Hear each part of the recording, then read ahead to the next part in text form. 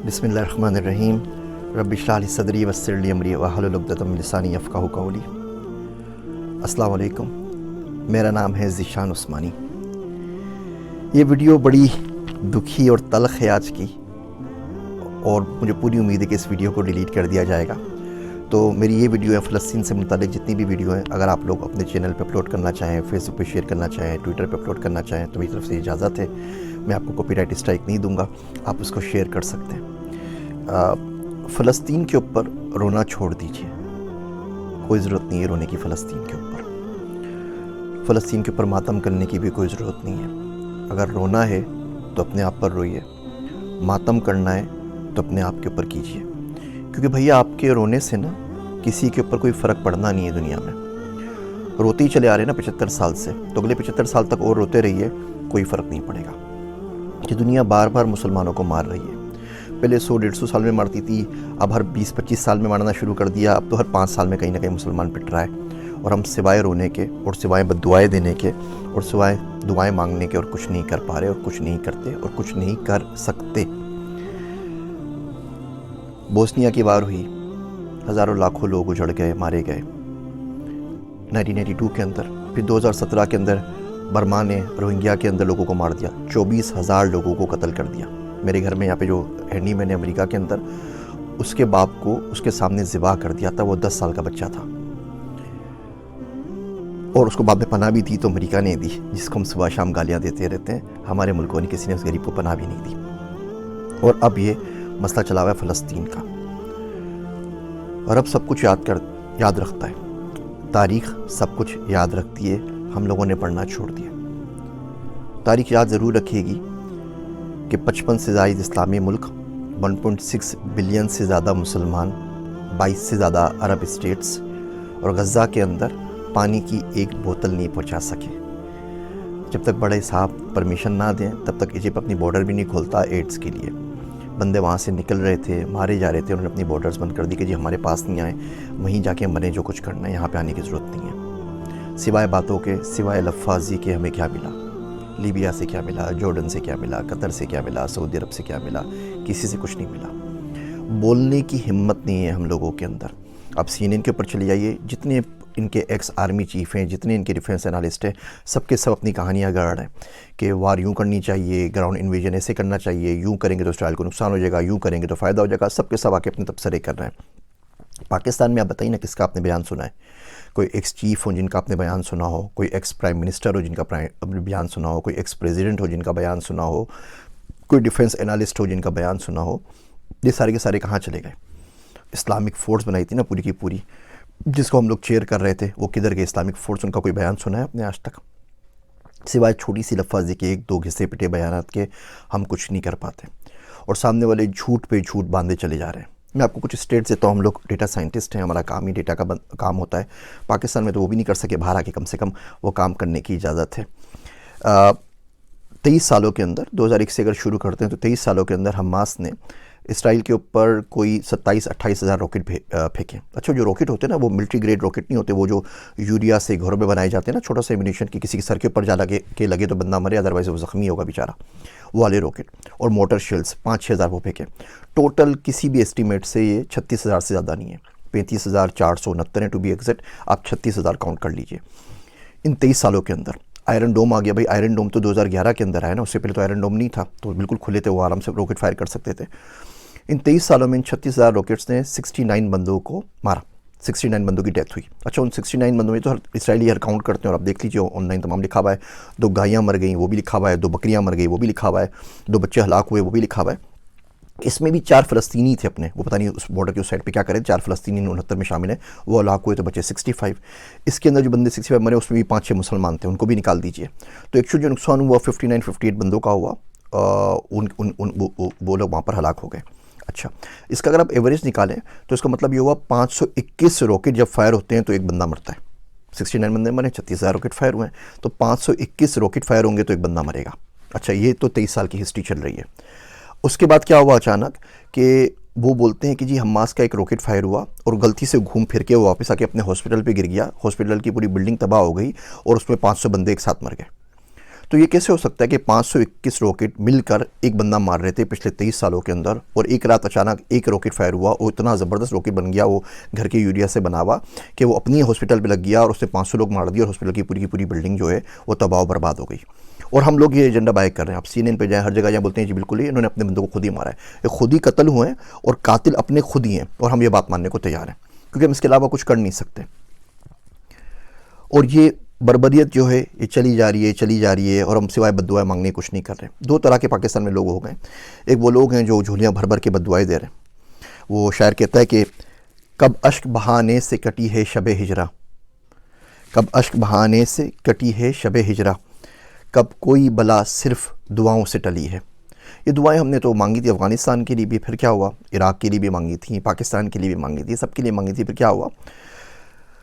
मेरा दोस्त अब्दुल्ला कहता है कि अगर आज खुदा ना खास्ता भारत के साथ जंग हो गई ना तो फरिश्ते उनके साथ खड़े होंगे, हमारे साथ नहीं, क्योंकि हमारे आमाल ऐसे नहीं है, हमें मुनाफ़क़त इतनी ज़्यादा बस गई है।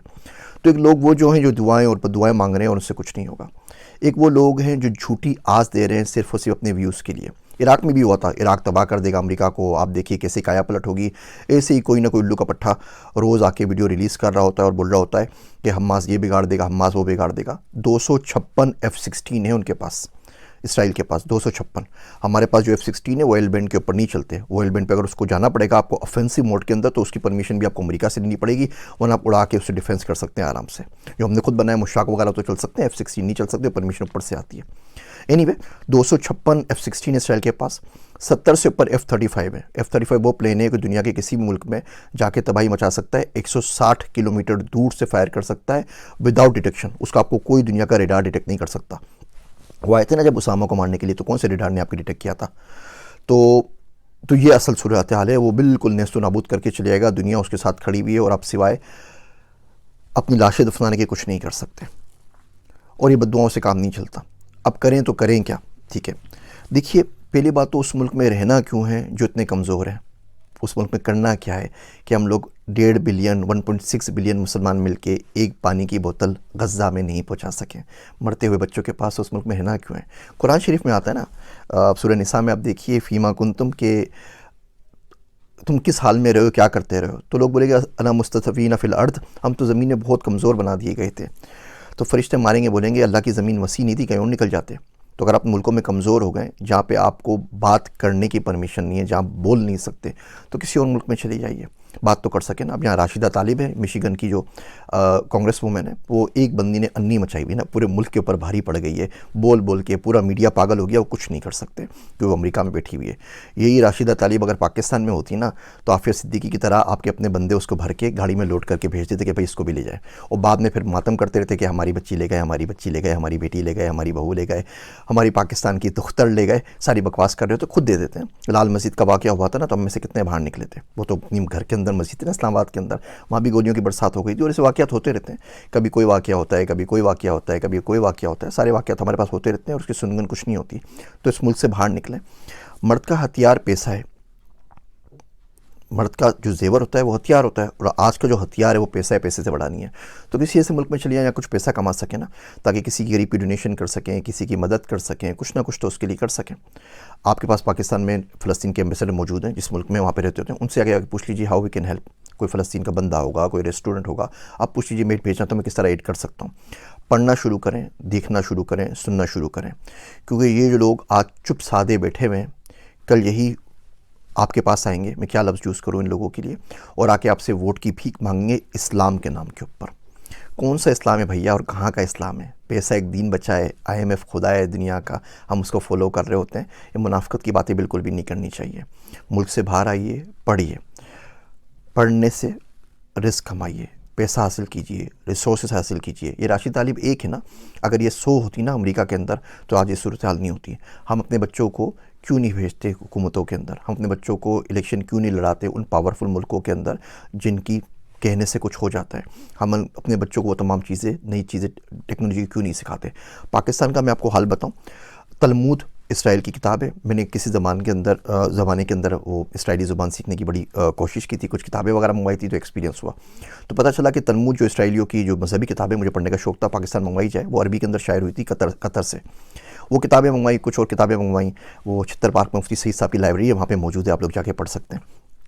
तो जब वहाँ पर इस्लामाबाद एयरपोर्ट के ऊपर आई तो उन्होंने कस्टम वालों ने रोक ली। तो उन्होंने कहा ये कौन सी किताबें मंगवा रहे हैं आप, ये तो इसराइल की किताबें हैं, ये तो फ़लाँ किताबें, ये तो फ़लाँ किताबें। उनको बोलता रहा भैया किताबें हैं, पढ़ने के लिए मंगवा रहे हैं, रिसर्च के लिए। खैर उन्होंने 4 दिन तक वो रोक के रखा। फेसबुक पे जाके लिखा, लिंक्डइन पे जाके लिखा, कोई अल्लाह का बंदा मदद कर दे, मेरी किताबें छुड़वा दे, मुझे पढ़नी है, रिसर्च करनी है। अलगर्ज़ वहाँ पे गया, 7,69,000 रुपये उनकी फ़ीस भरी, चालान भरी, पता नहीं कौन कौन सी फ़ीस थी, रिश्वत थी, ये भी नहीं पूछा। वो किताबें छुड़वा के लेकर आया और छत्तर पार्क में मुफ्ती सईद साहब की लाइब्रेरी में रखवा दी कि कोई बंदा अगर पढ़ना चाहे तो पढ़ लीजिए। इसी तरीके से एक दफ़े किताब मंगवाई, उसमें इसराइल का नक्शा था, तो हमारे कस्टम हुकाम ने उसको रोक लिया। बोला नहीं नहीं, ये किताब तो नहीं, आप किस चक्करों में लगे हुए। मैं कहा यार भैया पढ़ रहा हूँ, मुल्क के बारे में जानना चाहता हूँ, जा तो सकता नहीं पाकिस्तानी पासपोर्ट के ऊपर, कम से कम समझने तो दो, पढ़ने भी दो। वो परमिशन नहीं मिली। इवन इंडिया से कुछ किताबें मंगवाई, वो आज तक नहीं मिल सकी, कस्टम्स ने रोक ली। यहाँ अमेरिका में मिल जाती। ये देखिए ये नक्शा लगा हुआ है इंडिया का, ये पुराना नक्शा लगा हुआ है। मैं जान रहा था कि किस तरीके से इंडिया को पढ़ूँ, इंडिया का मुझे बड़ा शौक़ है और बड़ी ख्वाहिश है जाके विज़िट भी करूँ। वहाँ से इन्विटेशंस भी आए हुए हैं टॉक के लिए और बातचीत करने के लिए। उनके बोर्ड ने रब्ता भी किया था कि आप हमारे बच्चों के लिए 5वीं क्लास की बुक लिख दीजिए। मैं कहा भैया लिख तो दूंगा AI के ऊपर बुक, लेकिन उसके बाद पाकिस्तान नहीं जा सकूँगा, मार डालेंगे, तो बहुत बहुत माजरत। तो ये नक्शा पाकिस्तान नहीं आ सका। बहुत कोशिश की, बहुत ट्राई की कि आ जाए। कस्टम ने बोला कि आप किन चक्करों में लगे हुए भैया, पागल हैं क्या, उठाए जाएंगे, क्या कर रहे हैं। तो हम लोगों ने पढ़ना नहीं है। इसराइल 5.6% अपने बजट का, GDP का रिसर्च पे खर्च करता है, दुनिया में सबसे ज़्यादा खर्च करता है। हम पाकिस्तान में 0.01% भी खर्च नहीं करते। कोई कदर हमारी है नहीं वहाँ पर। तो जिस मुल्क में आप रिसर्च नहीं कर सकें, जिस मुल्क में आप बोल नहीं सकें, कुछ कर नहीं सकें, उसमें करना क्या है। इन वीडियोस के बाद फेसबुक भाई साहब ने मेरे बैन कर दिया है, पेज डिलीशन के लिए मार्क कर दिया है। वो कह रहे हैं 30 दिन में डिलीट कर देंगे, आपने हमारी पॉलिसी को वायलेट किया है। उन्होंने एड अकाउंट भी बंद कर दिया है, तो उसकी वजह से हमारा गुफ्तगू भी सफ़र कर रहा है। अब बाकी चीज़ें भी जो एड थे वो भी सफ़र कर रहे हैं। लिंक्डइन ने भी वार्निंग दे दी है। यूट्यूब भी पता नहीं कितने दिन बर्दाश्त करता है, उसके बाद ये भी बंद कर देगा। तो आप इसको शेयर करना चाहें तो मुझे कोई इतराज़ नहीं है, मैं आपको कॉपीराइट स्ट्राइक नहीं दूंगा। लेकिन भैया ये अलमिया है। अब आप बताइए इसमें आपके और मेरे रोने से क्या हो जाएगा। हाँ, रो के दुआ मांगे, उससे इंशाल्लाह ताला अल्लाह हो सकता है कोई सबील करे और आपके दिल में डाल दे कि इंसान का बच्चा कैसे बनना है और दुनिया के अंदर पावर कैसे हासिल करनी है, दुनिया के अंदर रिसोर्सेज कैसे हासिल करनी है। वो पर्सनल फाइनेंस पे आपको मैं किस्तें बनाऊंगा तो आपको दिखाऊंगा कि आप गुरबत को तोड़ के मिलियनेयर कम से कम बनने की कोशिश कैसे कर सकते हैं। वादा तो नहीं, लेकिन कोशिश कैसे कर सकते हैं। भैया पढ़ना शुरू करें, लोगों को देखना शुरू करें, कौन क्या बोल रहा है और क्या नहीं बोल रहा, और इसको याद रखिए। ये जितने भी आपके पास आ रही ना वीडियोस फ़लस्तीन की, व्हाट्सएप पे आती हैं, फेसबुक पे आती हैं, लिंक पे, इसको ज़्यादा से ज़्यादा शेयर करें, ताकि आपकी मेमोरी में कुछ अरसे तक तो बाकी रहे ना कि हम लोगों के साथ क्या और कब हुआ था। और ये बात याद रखिएगा कि 55 इस्लामिक मुल्क, 1.6 बिलियन मुसलमान गज़ा के अंदर मरते हुए बच्चों के लिए पानी की एक बोतल नहीं भेज सके। मेरे वास्ते दुआ कीजिएगा। मैं हूँ आप सबका ज़ीशान उस्मानी।